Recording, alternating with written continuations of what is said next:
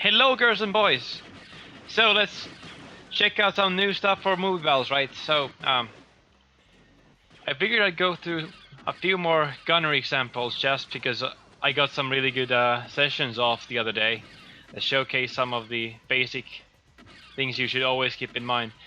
The previous videos had more, so focus on maybe defense and just general movement, but I figured I'd share a few more ideas with this video. So here we're getting to the point I wanted to illustrate soon.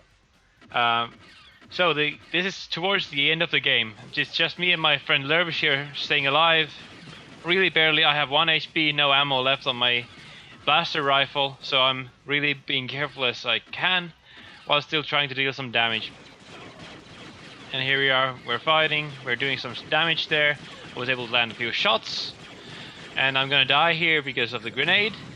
So, we're in dire straits at this point. As you can see, my friend Lerv is now at 27 HP. I told him on TeamSpeak that he should now fall back, and he fell back a little bit into the hangar. And now we're gonna make a run for it and attack. And as a result, we were able to take them down. So, it looked like a really basic thing, right? It was a really basic thing. I had told my friend to fall back because I still had one more life.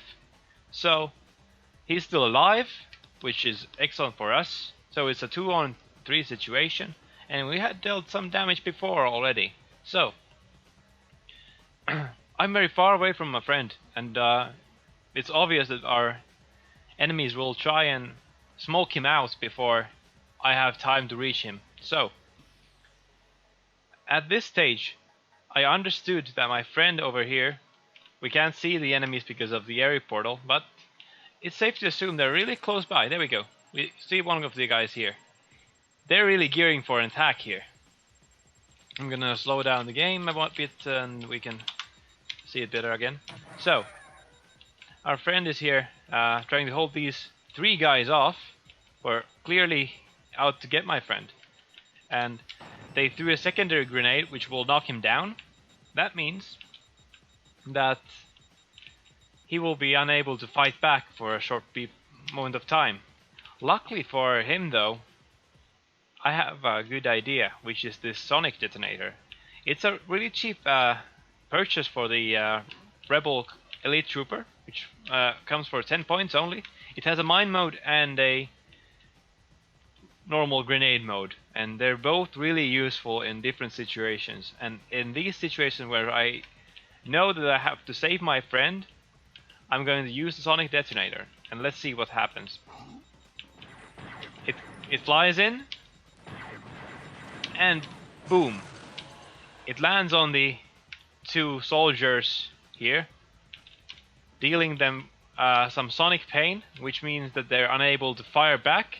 They are still able to run as they please, but they're unable to fire. And this gives us a really good upper hand and a really good moment of clarity. Okay, so now that they're stunned, we can go in for the attack. And Lervish is dealing some damage with his shots, and I'm also able to land one shot on the Elite Trooper there. And I noticed that there was some gunfire to my right as well, but I also know that my friend Lervish is here, and he's got this guy covered pretty well for the time being. So I'm focusing on these guys, as they're more dangerous to us if they were to be able to come from around the corner, assuming Lervish is able to take this guy out. So, let's see. I'm able to take down one of these guys as I'm focusing on the commander there. And in rapid succession we're able to take out the rest of the guys. And largely, the success of this attack was just because of the surprise momentum we gained with this grenade.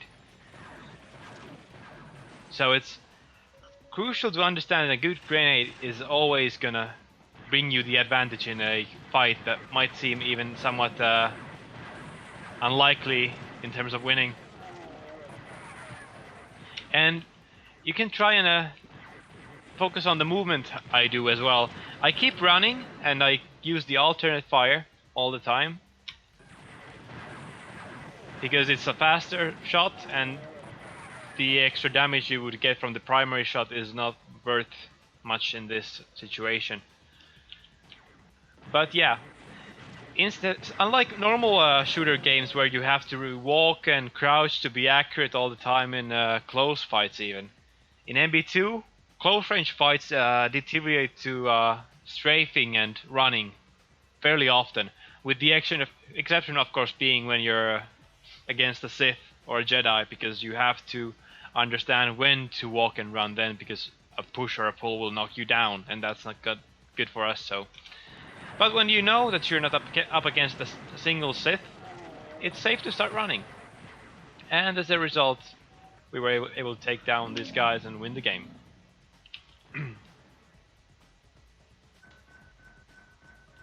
Okay, I'm gonna illustrate another good example of a good grenade here, just so we can drive home the point of what exactly is a good grenade and how you should use a grenade.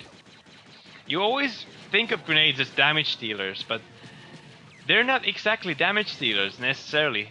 Although they are really powerful, they're not just about damage. They're also about confusion and crowd control.